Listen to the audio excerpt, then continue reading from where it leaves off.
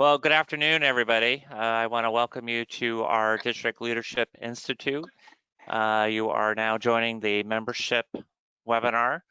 Unfortunately, we're not able to meet in person, but we're going to make best with what we have. I absolutely am positive that you are going to come away with some very useful information today. I'm going to welcome our two presenters today, our past council chair, Hillary Kumnick, and then our first Vice District Governor-elect, Michelle Wyatt. Before we hand things over to them, I would like to let you all know that you do have the ability to ask questions. You can type in your questions, and our co-organizers, Lane Paula Roswell and District Governor-elect Frank, will be available to present those questions to our presenters, preferably towards the end of the presentation. And if your questions don't get answered, I'm absolutely sure that both PCC Hillary and VDG Michelle will make themselves available to answer any questions that you may have in the future. So at this time, I want to welcome our District Governor, Governor Diana Grisey, and she has a few opening remarks for us. Governor. Thank you, Past District Governor Keith. Hello, Lions. Very nice to see you all, even if I really can't see you. And I'm happy that so many incoming officers are able to participate. Thank you to Past District Governor Keith for putting together this webinar and for serving as GLT coordinator this past year. I'd also like to thank District Governor-elect Frank for technically setting up this webinar with the help of Lion Paula Roswell. Thank you, Paula. And I'd also like to thank all of our experienced Lion presenters for participating today. Where there is a need, there is a lion, has certainly held true in this extraordinary time. I'd like to thank you all for your innovative ways of serving safely. This is a new way of training, but I think that it's one of the positive things that have come out of going through this pandemic. Change can be very hard for some of us, but by being forced to use other means of communications, social media, we have moved into the future. It gives more people the opportunity to participate, and people might even be more apt to take on positions or roles that they may not have felt they had time to previously. I hope you consider continuing to use social media. We have great presenters today, so sit back, relax, and pay attention so you won't miss any of the helpful information. Thank you for your support and service this year. I'd like to congratulate District Governor-elect Frank as incoming governor, and I believe we will have a successful year under his insightful leadership. Hope everyone has a great summer. Stay well and safe. Thank you. Thanks, Governor. We will be hearing from District Governor-elect Frank at the end of the webinar for a few closing remarks. At this time, I'm going to hand things over to our presenters. I hope you guys enjoy the webinar. Take care. Thanks, Keith. So welcome, Lions. Today we're going to be talking about membership. Before we start, I would like to conduct a brief exercise. I would like you to close your eyes and clear your minds, and let's imagine a few things. I want you to think about before COVID hit, okay? All those breakfasts that you had. How about when you were selling your flowers, your Christmas trees? Do you think you had enough members to fill all those slots? How difficult was it to fill these positions? Would it have been easier if you had just one more member to fill that slot? So let's talk about a few things being the membership chairperson of your club meetings. Next slide, please.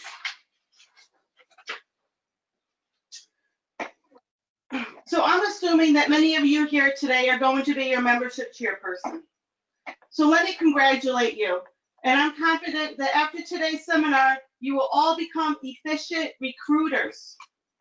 Hillary and I are going to share a wealth of knowledge. So what exactly are your responsibilities and how do you start? The best way is to have a team. This is something you should not take on alone. With a team, you will be able to do and accomplish much more. So let me tell you what some club does. I can't tell you what some club does and what some clubs don't do. Every club is unique. Your team and you need to develop a plan of action on how you're going to recruit, okay? This is something that you'll have to do. Every club is unique, and we can't, we could give you suggestions, but you'll need to develop this with your team. As the membership chairperson of your club, you have two goals. Two goals: recruitment and retention. These are vital roles of the club. So part of your responsibilities is to work closely with the board of directors to make sure your goals and actions help nurture your existing club members. Members in our clubs should feel like family. Ensure that they feel like they are belonging and they will stay.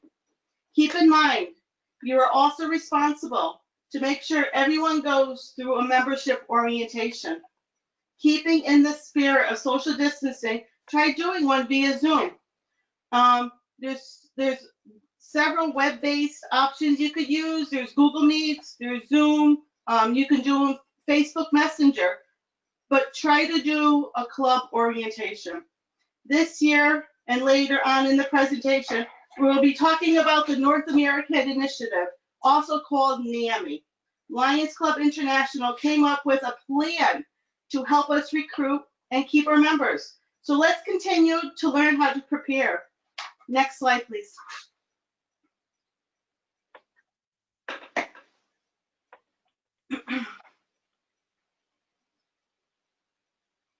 There we go.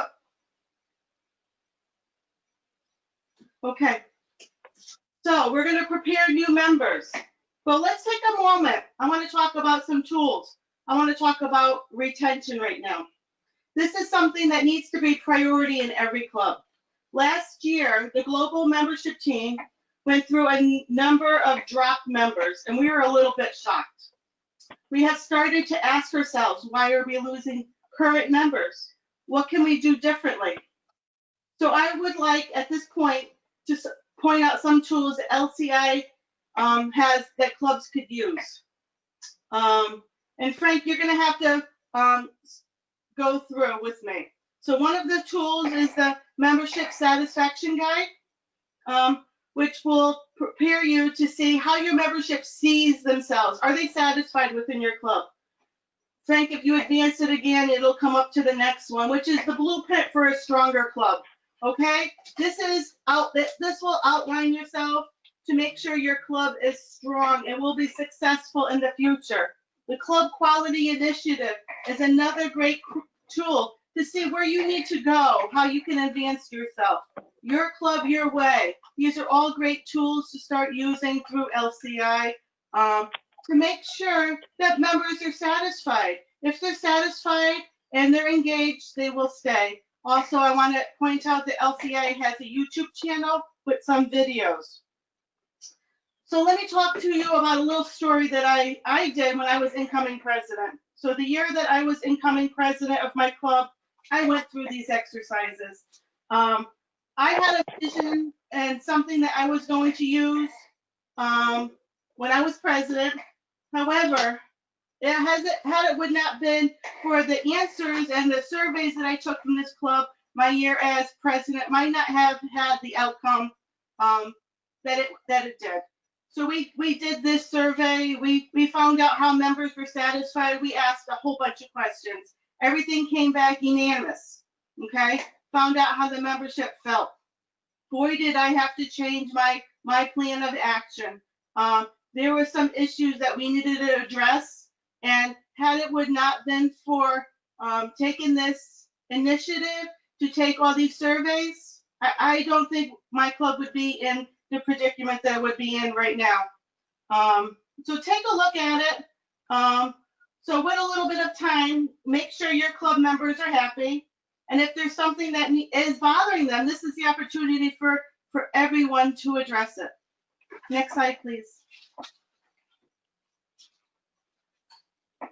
So throughout our presentation here, through the years that I've done membership, we came upon quite a few social media flyers that went out there. I think this one came from either California or Arizona, and it really tells you just a unique story. Yeah, you're wanted. You're not a member right now, but the Tabbville Lions took this flyer and they took it to the next level. They made lawn signs out, and they actually contact us with their name and number, and it's really a dynamite lawn sign, and it's a good recruitment tool also. Okay, next slide, please. So why are we going to recruit members? Okay, so we have some reasons here that we came up with, and I'm sure that you could come up with more ideas and more ways that we want to. So a few years ago, I want to talk about these. A few years ago, I want to talk about the last one, to carry out our mission. I taught a seminar at Midwinter, and it was on the next generation. So I asked the participants in that seminar, in 10 and 20 and in 50 years from now, who's going to carry your banner? A lot of our members in our clubs are older. This is just something I'm pointing out, something to think about. I want everyone to take it back. But I want to make sure in the coming years, our clubs are still here. We still need to do a lot of service to our communities and to this state. And I want to make sure that we're strong, okay? So even if we increase our membership by 1 every year, we have 55 going on 56 clubs now. That's an additional 56 set of hands that can help us carry out our mission, okay? Next slide, please.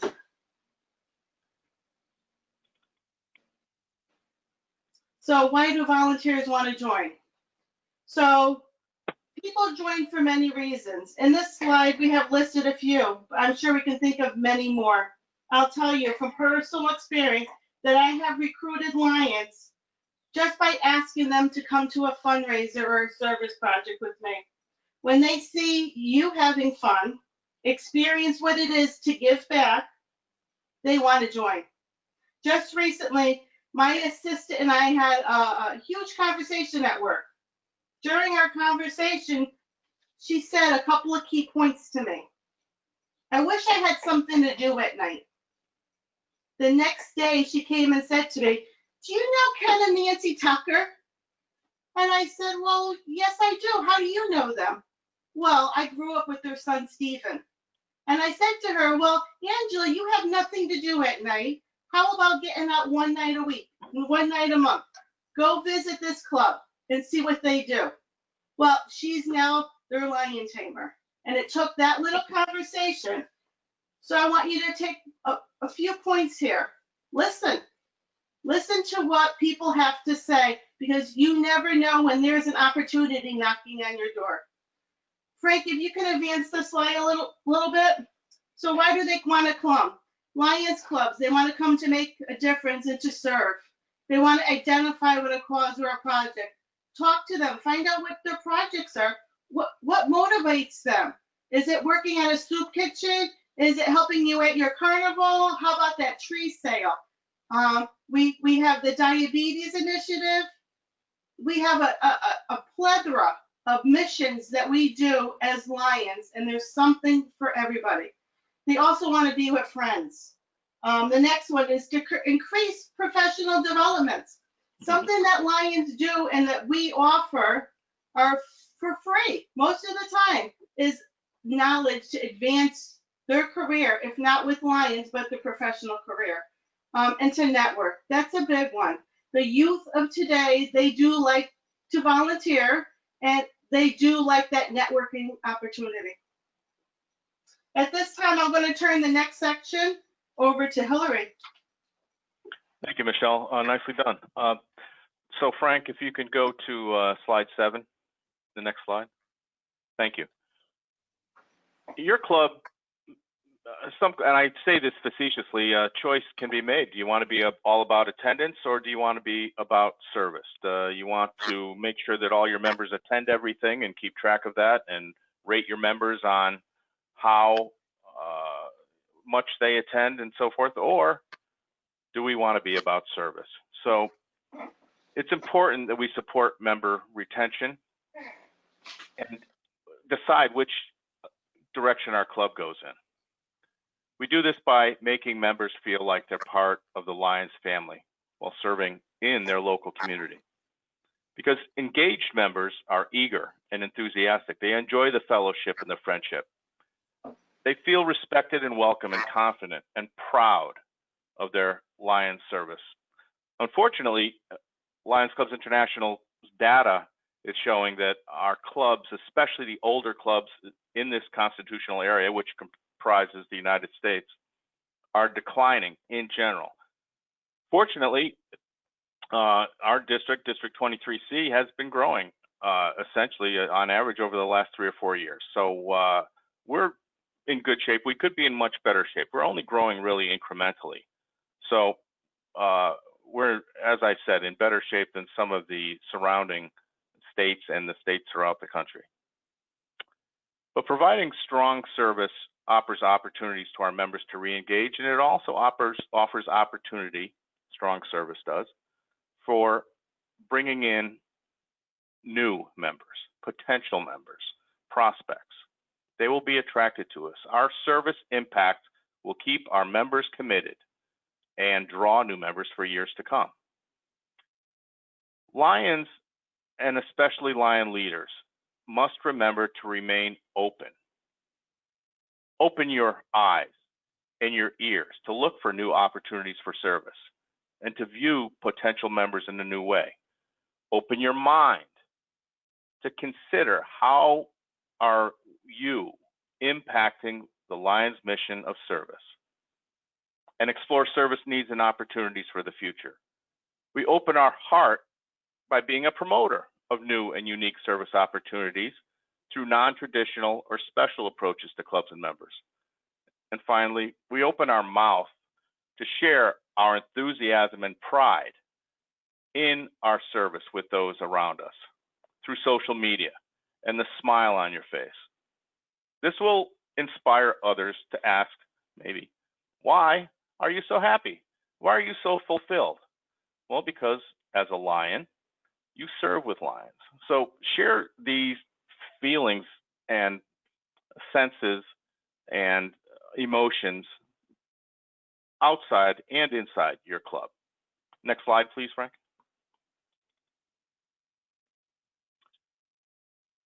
The clubs and members of an area should reflect the community from which they come, ideally, whether it's a range of issues or ethnic backgrounds or views, causes, and so on and so forth, interests especially.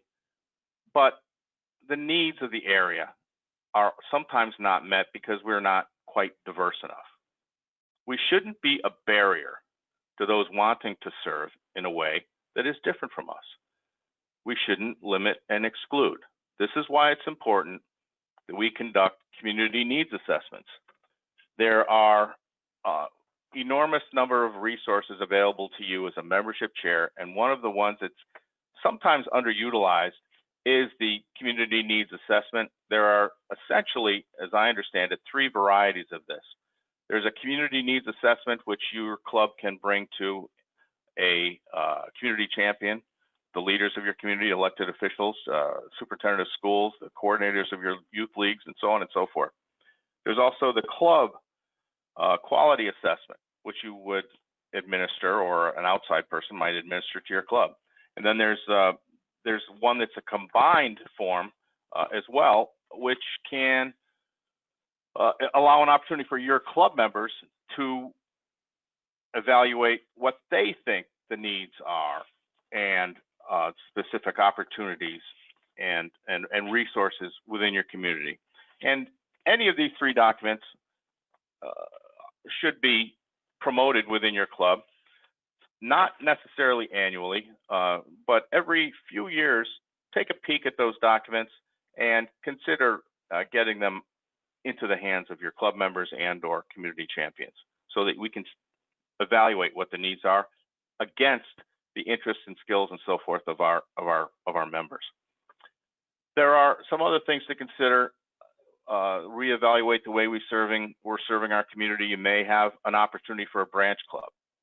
Just this past week, I was party to 3 club members in a very well-established club came forward with a major environmental project. They're getting some phenomenal support to do a pollinators pathway project, and it may actually turn into a branch, which we totally unexpected. But when you have a cohort that are deeply committed to one particular cause, you may find that there's room there for a branch club that will continue to serve your community in another way, in a very beneficial way, and meet a need, and not cause them to be drawn into all the other business that goes on in your main club, and allows them to really perform at a very high level, meeting that cause. So slide number 9, please, Frank. Thank you. Our new global causes illustrate the range of humanitarian areas Lions Clubs International will support, and this plays into how we serve, and this is how we're going to implement these strategic causes, these global causes, to impact 200 million people by the year 2021. Now, if I am not mistaken, we may have already hit that just recently, but so we're a little bit ahead of schedule. But having said that, it's an enormous thing for 1.4 million members of our great association to have impacted 200 million people. And there's so much more to do. But our global causes focus on resources geared towards the development of vision, hunger, environment, diabetes, and childhood cancer engagement opportunities, local and worldwide. The beauty is each one of these global causes can be tackled locally. Children and youth are both automatically recognized as beneficiaries of the service Lions provide. And each of these global causes has elements directed at our youth. So we expect them to be our global partners as well in this, whether it's a Leo Club or a League or the Scouts or whatever it is. Let's engage them as well in these global causes and serve more people. And it doesn't cost much to serve, considering the impact we have on our communities. It really is an amazing thing that for the dues that we pay, the enormous impact. The last I checked, I believe each Lion impacts 70 other people in the community. It's a remarkable thing. Could we go to slide number 9, slide 10, please, Frank?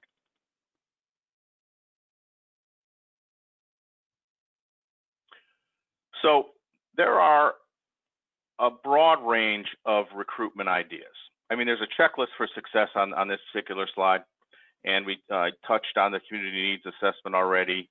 The service impact is something that's going to be detailed by your club at the end of the year, hopefully when your club leadership team will achieve club excellence. And part of that is member satisfaction and meeting community needs and growth and so on and so forth. But improving the service impact, improving the membership satisfaction, and so on and so forth. There are checklists that you'll be involved in, hopefully at the end of your year, due before, I believe it's August 31st of every year at the end of. But as far as recruitment, broadcasting our advantage, our great association, what makes us better than everybody else? And I'll just say it, I mean, be clear with prospective members how we are so far out in front of the other worldwide organizations. We give everything back, for instance. Everything that comes in goes back out. The prestige of being a Lion. Share those things. The convenience. The superior effectiveness of how we generate our service impact in our communities and through humanitarian means. This provides positive reinforcement for prospective members. Number 2, getting it right from the start. Schedule should fit the member's routine.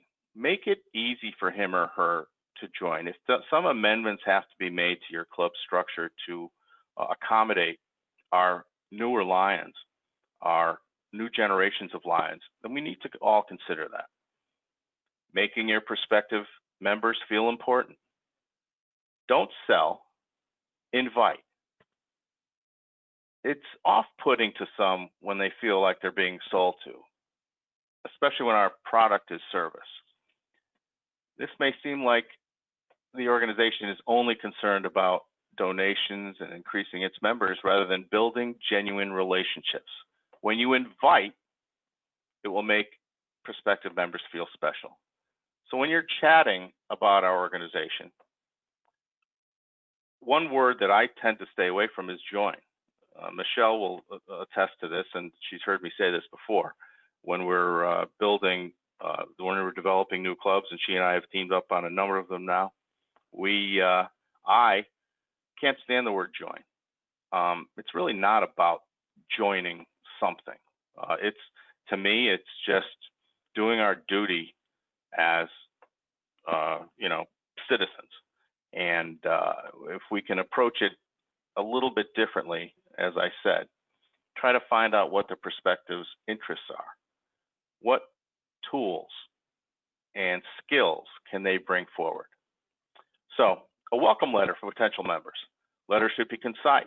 It should include the names of whomever is in your club responsible for membership, and hopefully it's branded with the Lions logo, anything you send out to a prospect, and again, signed by the president, if any types of invitations and so forth. If not, signed by the membership chairperson. Make sure that the president's name on it. Keeping a list, not giving up. How many of us that are in membership, I know that there are some veteran membership people in our audience today, how many of us have heard the word no? And why? Well, maybe they're waiting for their children to finish high school and go off to college. Maybe they're waiting for retirement. We've all been party to inviting someone to serve with us, and patience is an amazing virtue in Lionism, I will tell you, because there have been Lions that I've invited 2 or 3 times over a 5 or 10 year period, and they're with us now. It's the coolest thing. That when they're ready, and they'll let you know they're ready, but keep that list. Don't give up. Leading by example. Sometimes it's good to, when you're out there doing recruiting, to have a senior member, a respected member of your community from your club, advance the actual outreach to a particular person that they may have ties to. So it's not always the best thing that you're the person that is making the contact or the sole person making the contact. Be open to enlisting some of your other community champions that are in your club to assist you. In certain circumstances, it will be highly effective. If you've got an elected official in your club and you're looking to recruit another elected official, you may want to involve that elected official from your club in the recruitment process. So be open to that. And having incentives for recruitment. This one popped off the page at me because it had never entered my consciousness, frankly, that and it seems like a really good idea. Someone in your club, maybe not an executive officer, but anybody in your club other than your executive officers and your VPs and membership chair and so forth, that recruits the largest number would get a free year dues paid, get their dues paid for a year or something like that. How cool is that? So I think that's a pretty neat thing. And then finally, maintaining that up-to-date list. I said we'd circle back around to that, review it regularly, edit it as necessary. Things change, whether it's somebody passes or somebody moves or something. Keep it up to date is the bottom line. So it also helps to, of course, always emphasize, I'll bring this back around, the good work that donors have done in the past to further our organization's cause. Sometimes that can be a little bit of a hook to folks as well, whether it's the local donors, the local community champions that support us and are not Lions, or the international level donors that support our amazing causes, whether it's the corporations like Merck or the Jimmy Carter Center or the Gates, Bill and Melinda Gates Foundation, whatever it is. Sometimes it's worth mentioning.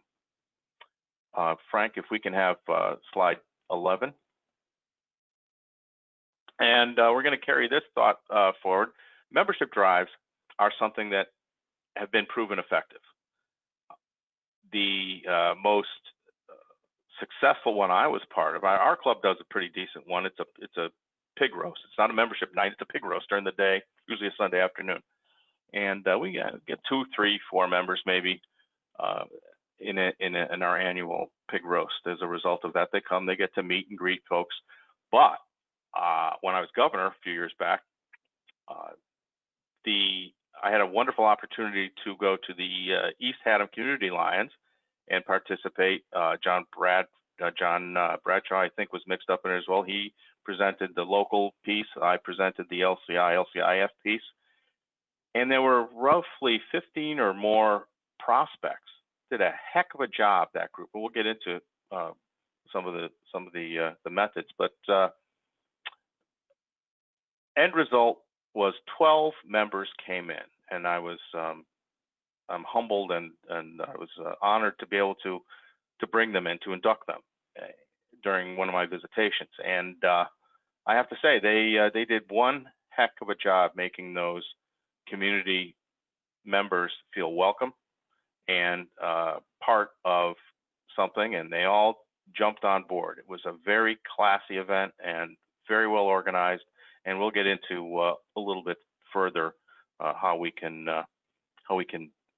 make those events special and make our prospects feel very special, being our guests. Next, please, Frank, 12.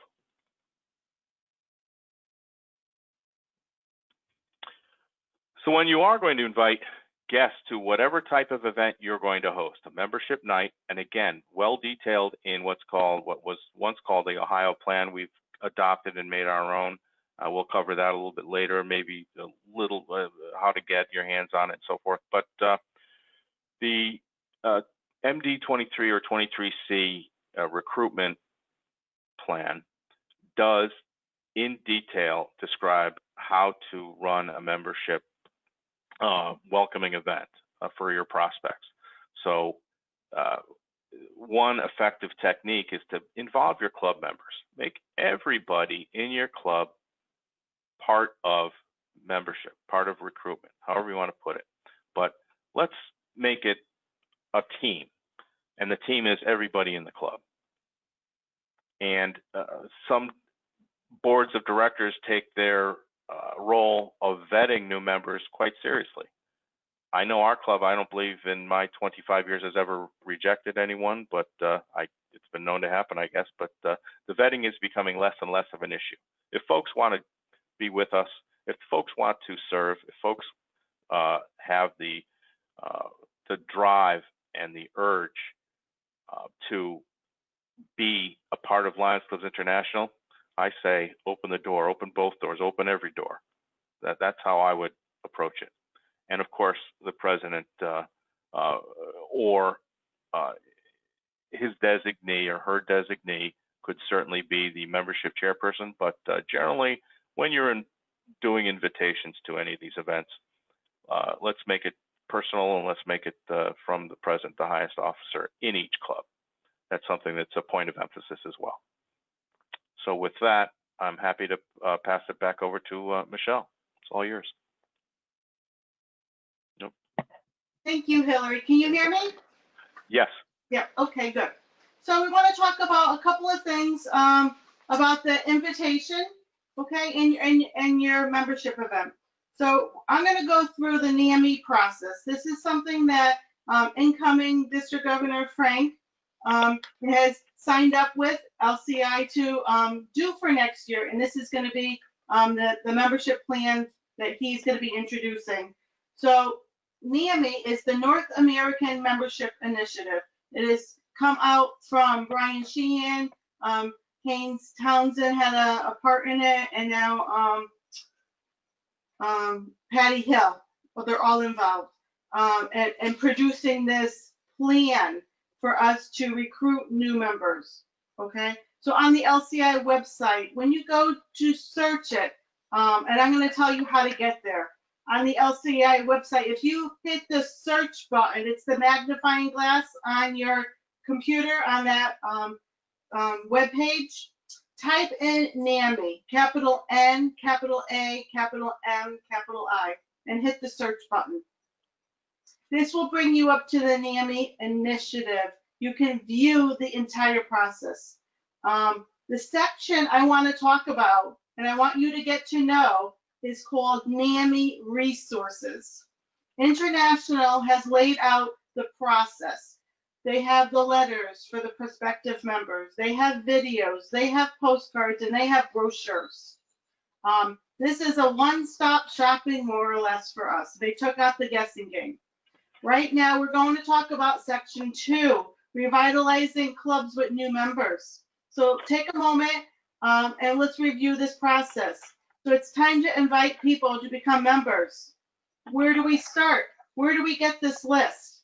So on this page, they have a whole list of potential members: young adults, veterans, possible community influencers.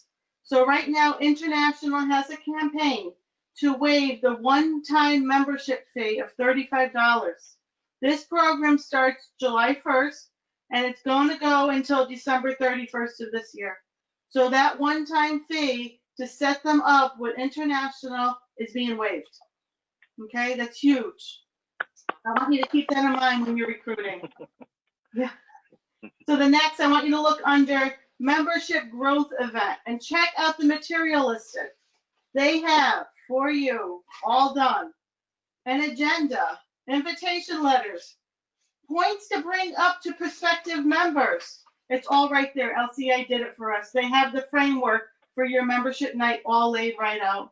So if this is your first time doing this type of event, I want you to follow it precisely. Okay? They have it outlined, and they have the resources and the backup that it does work.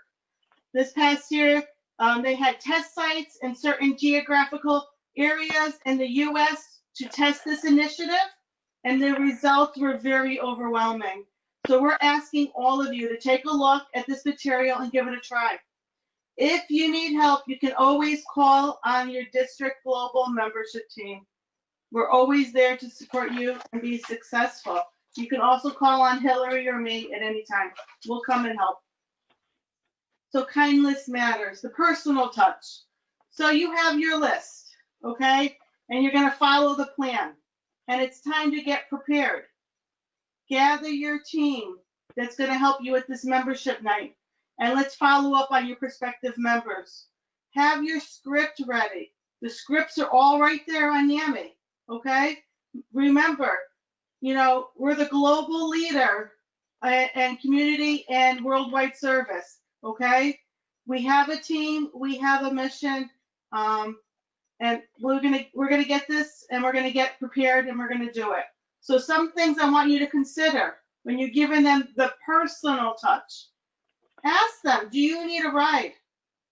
Some people might say yes. If it's going to get them there that night so you can talk to them about our mission, well, it's a ride. You might know this person already, carpool. Offer to pick them up. Follow up with an email. And better yet, phone call them. People still like to have that phone call. Emails are great. It's the personal touch that's really going to do it. When Hillary and I go out and we start recruiting for these new clubs, yeah, we might email here or there. We're on the phone quite a bit. Voice-to-voice contact is important. Next slide, please. So from time to time, I use a lot of slides. A lot of stuff is it's powerful. So Helen Keller came up with a lot of sayings. Alone, we can do so little, but together we can do so much more. Isn't that the truth with Lions? That's something that we stand behind. The other thing is, why should I join your service club? What's in it for me? They always want to know what they're going to get out of it. So like I said before, all those plans, they're going to meet new friends, okay? They're going to be able to volunteer and give back to their community, okay? We're going to give them some training, not only so they can advance their Lions career if they wish, but they can network and advance their professional career. Some of the trainings that I've been on lately, some of my professional friends, they tell me they would cost at least $2,000 to $3,000 for a weekend event of training, professional development training that I go to from LCI. And they want to know how to get involved so they can get this training. Why should I join your club? Very important, especially when you want to recruit that younger generation. They're all about professional development. Next slide. So everybody wants talking points. I don't know where to start, but we have so much to offer, so much powerful stuff to talk about. This is something that I picked off the web from LCI. Did you know? We're the largest service organization in the world. We have 1.4 members, and we now have not 46,000 clubs, because this is a little bit old. I used this slide last year. We have 47,000 Lions clubs in 200 plus countries. That's huge. We're one of the hugest service organizations out there in the world. That's very, very big when you're talking to people. I mean, they get blown away when they just hear these for the first time. But keep these in mind. These are some really good talking points just to get you started, okay? Next slide. So now it's time to have that membership event, and we're going to host it, and we're going to get this done, and we're going to do it right. So some of the things that we want to consider and look for, we want this event to be fun. You want to keep your prospective members engaged, and most of all, you want to show them that this is a club that they want to be a part of, okay? We're not using the word join. Remember, they want to become part of this club, okay? Make an agenda, and let's stick to it. And most of us have flyers and membership applications, okay? Have them present that night, okay? Those are very important. And the one thing you want to do when you get there, have them seated next to somebody who is a Lion.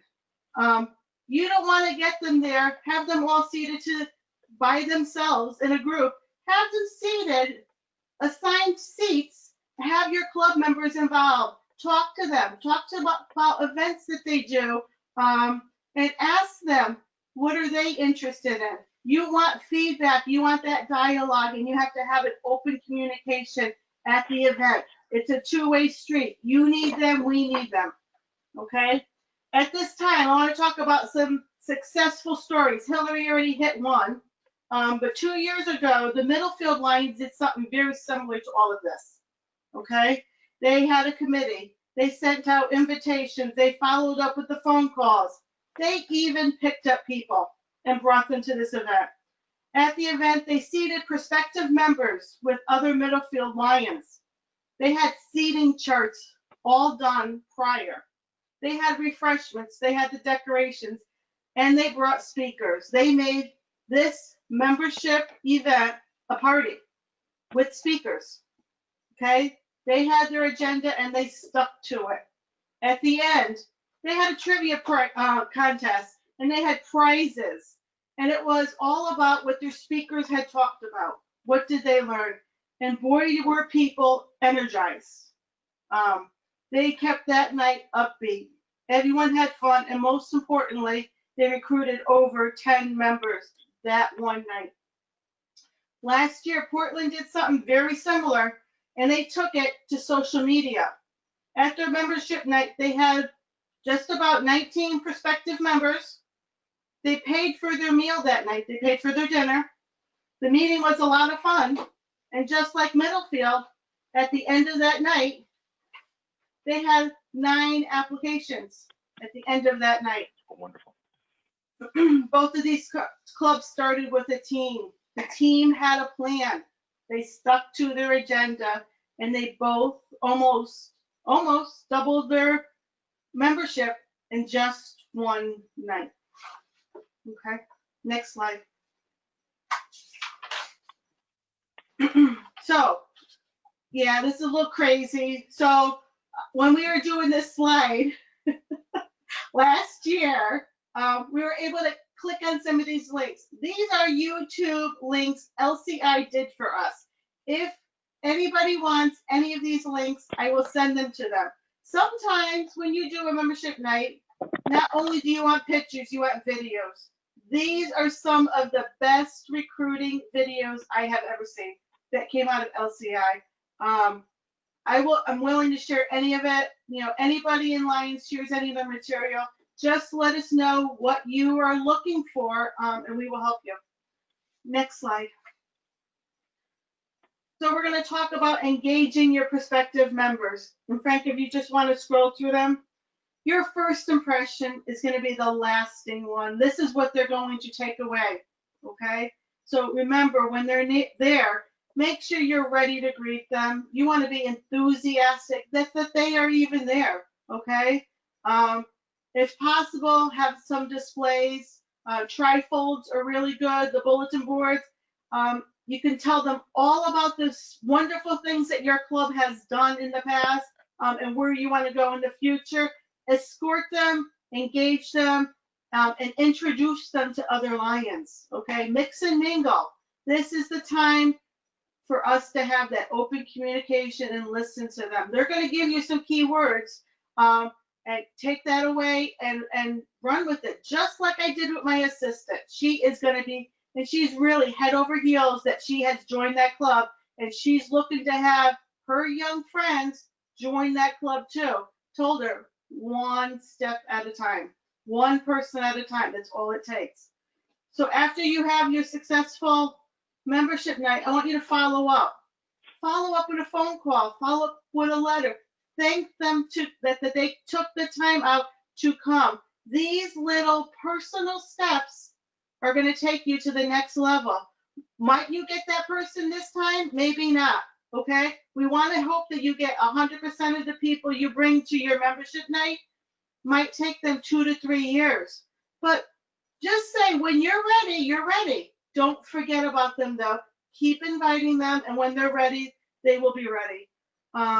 Just remember, kindness matters, and it goes a long way. Back to you now, Hillary.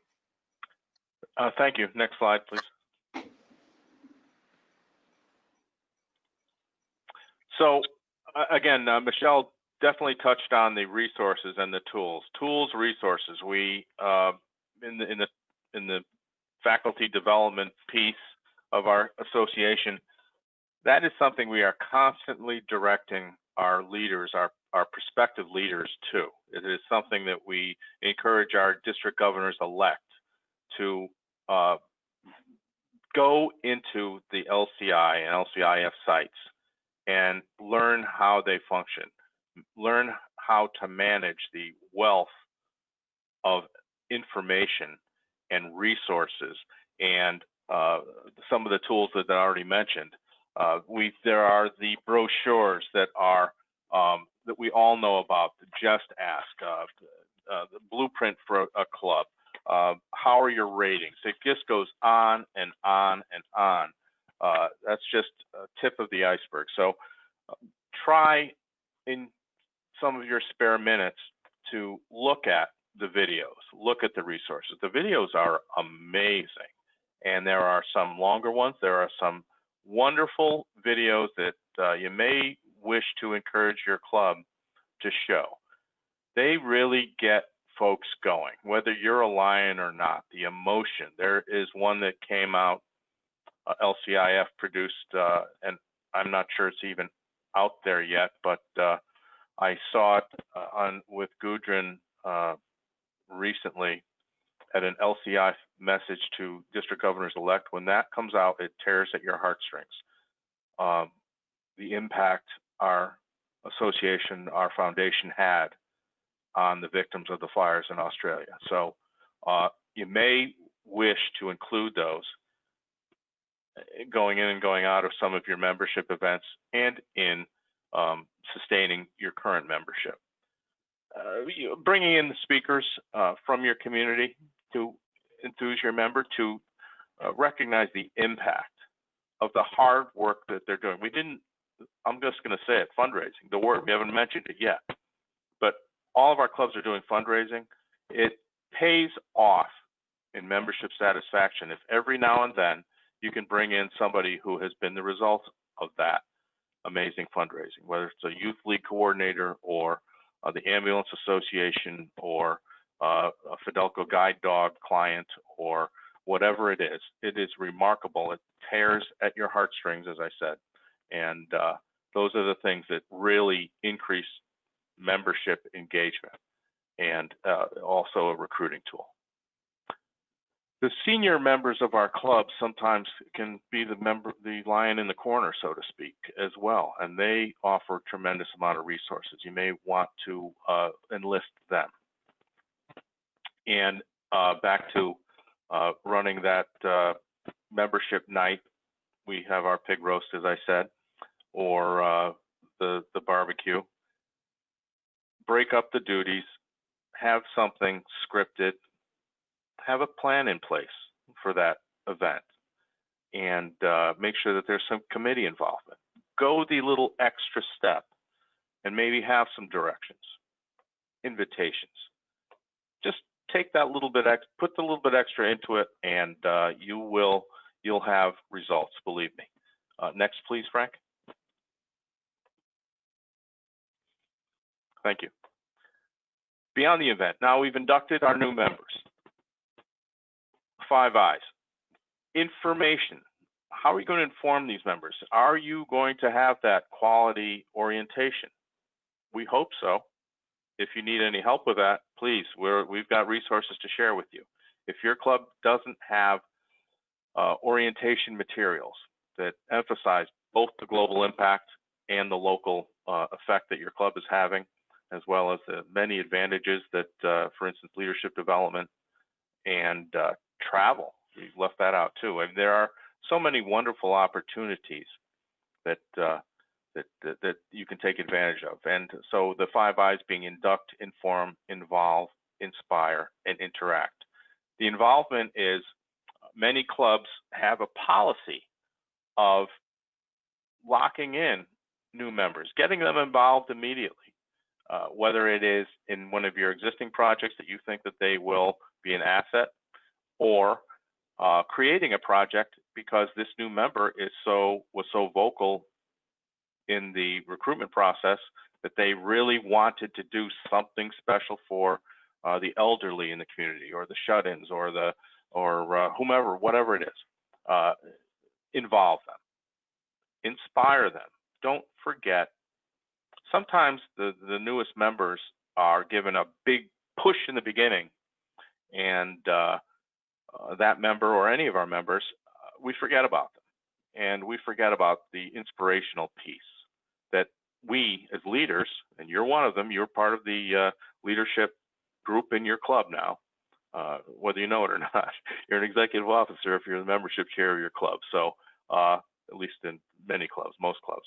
So don't forget that piece about motivating and inspiring our members, all of them. And of course, interacting with them. Michelle mentioned it, let's not leave our lions sitting alone as leaders. Some clubs have a policy of all past presidents are committed to engaging anybody who's not engaged, welcoming any guests or dignitaries or whatever. That is their role in the club.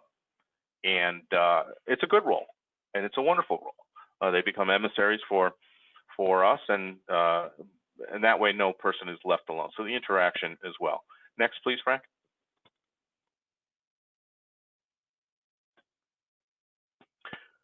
So repeating the process, we talked about surveying our club members, setting goals.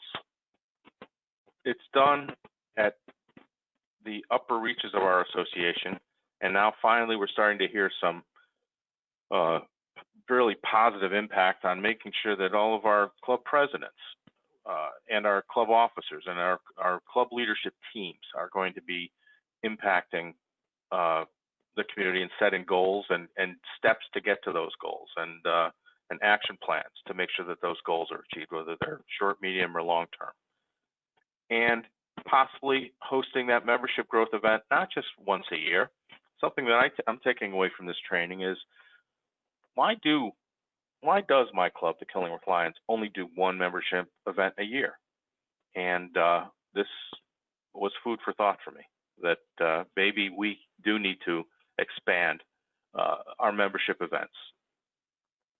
I believe it will pay off. Next, Frank, please. So there are some additional recruitment ideas. Michelle and I have been heavily involved for a number of years in developing new clubs on behalf of a number of our past governors, and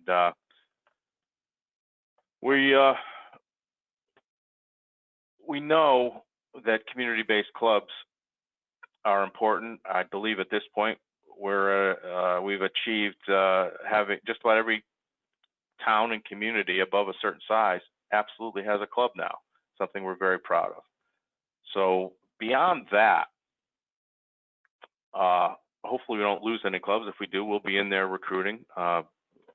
Michelle and I are looking forward to recruiting and canvassing for some of the clubs that do need some support. Some of our older clubs. We've got 90-year-old plus clubs, a couple of them, in fact, in the state that need our help this coming year, and we hope to lend it. But the club branch program, I'm a convert.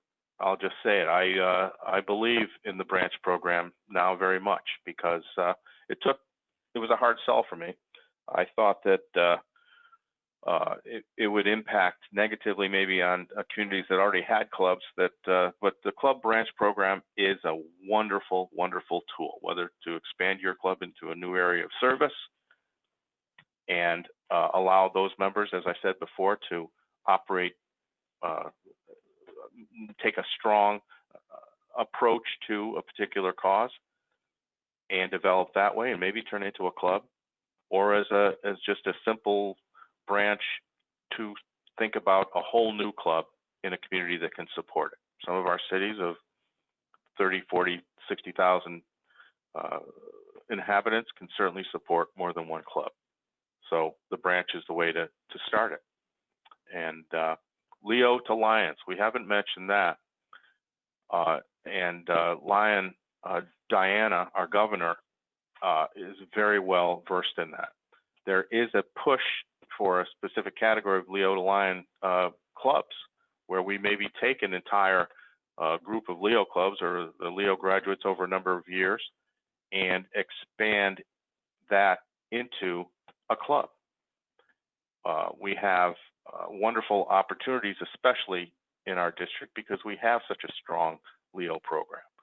So if we have a cohort of Leos that's graduating from high school, moving on to college, it might, and they want to stay together, and it might pay off to develop a cyber Leo Lion branch for your club.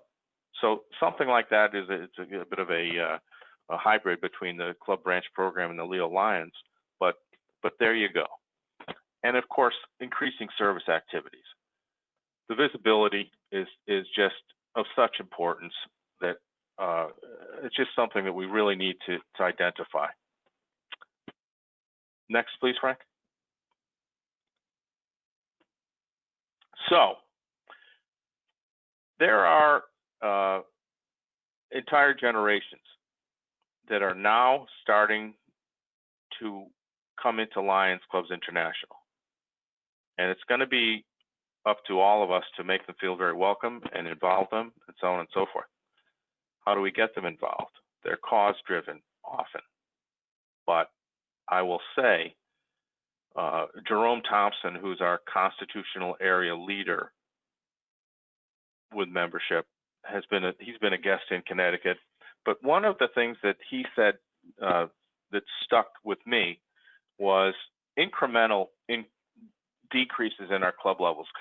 If we have a club of 60-year-olds and 70-year-olds, why go after the millennials solely? His feeling was incremental growth through targeting people that are 10 years younger than us.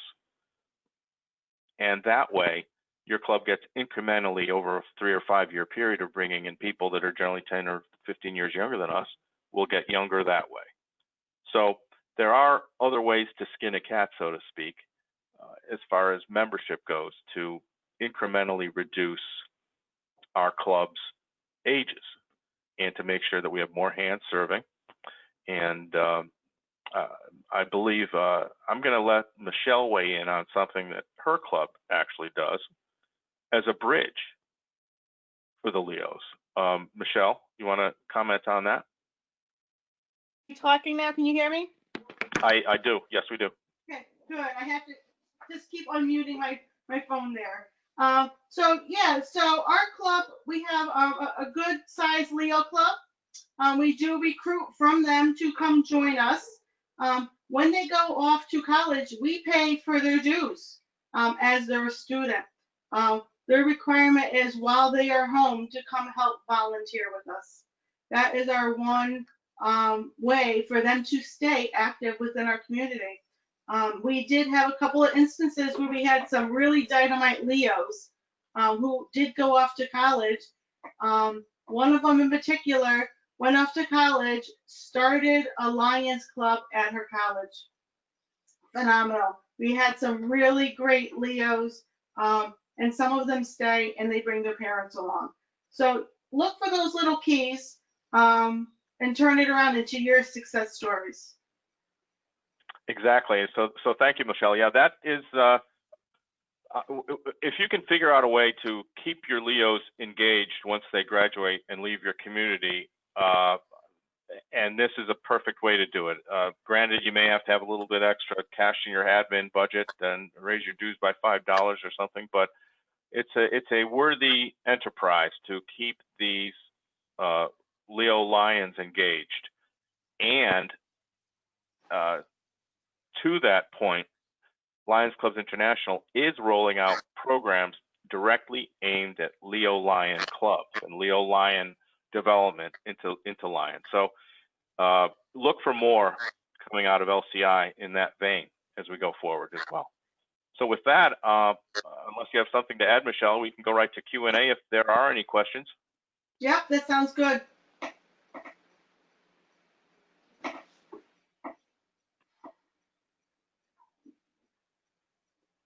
Wow, look at that. We're right on the hour here. How about that, huh? Nicely done. Yeah. Well timed. There he is. Here I am. Yep, right now I don't have any questions popping up. There were some inquiries about getting your presentation. We are recording this webinar, so we're going to make the actual webinar available down the road. But again, I expect that everyone can reach out directly to PCC Hillary, VDG Michelle, and they can certainly provide any resources to you guys. So Excellent. Thanks, Past Governor Keith. Thank you. You're welcome. And if I may, I just wanted to, in closing, thank you, Keith, Paula, Frank, Governor Diana as well for your kind words to open this session. So thank you very much. And Michelle, it was an absolute pleasure presenting with you. Likewise, Hillary. So thank you guys very much for giving us your time and your expertise. I absolutely feel everyone's come away with some good ideas here today. So thank you guys again. So at this time, I'm going to welcome back our District Governor-elect, Frank Rowe, and he is going to share a few closing comments. Take it away, Frank. Thank you, PDG Keith, and I really appreciate that there are so many people that have been here all day, and this is the 4th time that they get to listen to me. So I greatly appreciate your dedication to our Lions. But again, thanks, past Council Chair Hillary and Vice District Governor Michelle.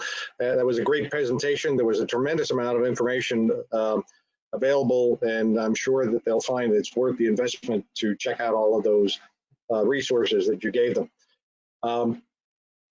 Also, thanks to District Governor Diana. You know, she's a class act to follow.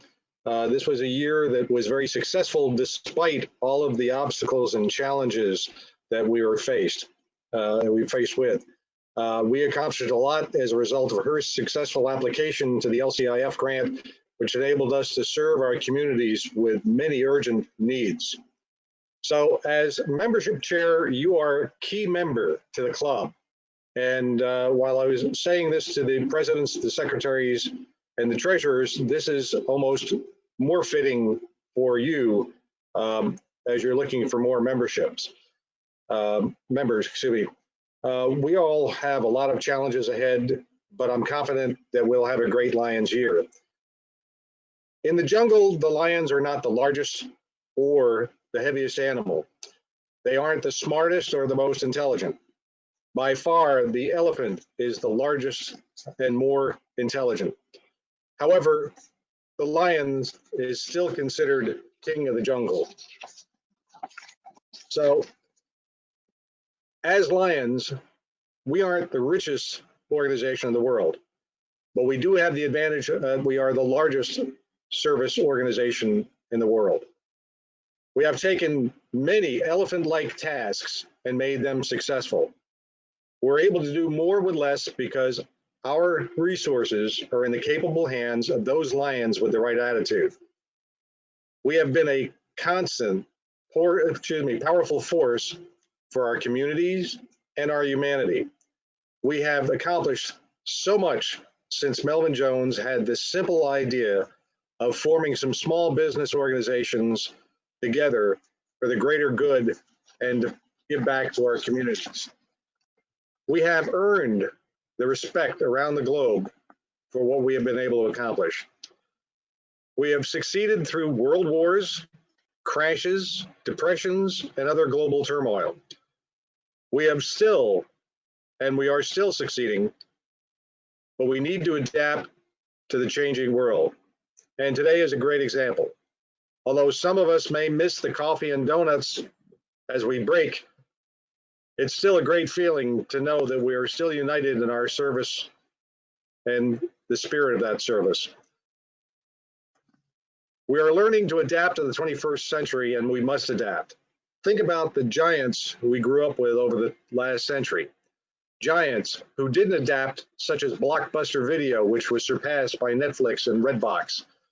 Kodak Film, which controlled the film world for so much of the century, but couldn't keep up in the digital age. Sears, whose products we have in our homes, and then looking at our downtowns and malls that aren't the magnets that they once were.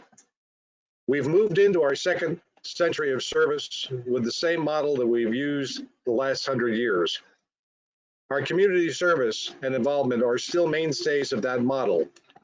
Our helping hands need to find new ways to reach out and help people. It's disappointing that we can't easily share a pat on the back, a handshake of reassurance, or help those in need, or pat the backs of those that we're offering our gratitude to those who we serve with. My concern is that we're allowing our fears to affect our attitude, especially of technology. We often say if you want to get something done on the computer or social media, get a hold of your grandchild. However, how many grandparents have already mastered Facebook and have used it to communicate with family members all over the state, all over the country, and all over remote parts of the world? How many youngsters keep shifting their platforms because their parents keep finding them and adopting those programs? Our Lions Club International Vice President Brian Sheehan recently mentioned in a webinar that the Lions are about 10 years ahead in adapting to technology as a result of the pandemic. So it's one of those silver linings. And too many of us are succumbing to the misbelief that we are getting too old to do service projects needed for our communities. This is more of an attitude than reality, and it was driven home when I went to governor training in Chicago in January. There were two incoming governors there, one from New York who was 80 years old, and one from Portugal who was 90 years old. There's also a misbelief that our young people don't want to serve.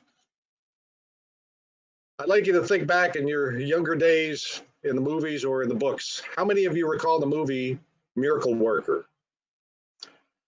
Many immediately think of Helen Keller, who we all know became a powerful and positive force to the blind, handicapped, and yes, she altered the focus of our organization for the first century, making a difference in countless lives. However, the movie was actually about Annie Sullivan, who was her teacher and friend. Helen Keller was frustrated by her inability to express herself. She frequently threw tantrums that included breaking dishes and even slapping and biting her family members. When Helen was sick, she tipped over the cradle holding her baby sister. Helen's parents knew something had to be done. Annie Sullivan came to her life and through patience and perseverance brought order to Helen Keller's chaotic life. As a result, she gave the world a woman of power and influence. You are our Annie Sullivans. We have all some difficult Helen Kellers in our lives. It's time for you to recognize the potential in all our lions and those who would be great lions if you patiently and persistently work with all of them to make them the positive influence on our communities. You can be the example. You can set the tone. You can influence our lions and the community. You have the right attitude. I look forward to working together throughout the year to serve our lions and our communities. You are up to the challenge, and so are our lions, so we want to give them the opportunity. Thank you, and I hope you have a wonderful weekend, and I appreciate you joining us today. Great. Thank you, District Governor-elect Frank. Fantastic message. Again, I want to thank everyone for joining us today. Hopefully you can get out there and enjoy the rest of this beautiful day. Take care, everybody.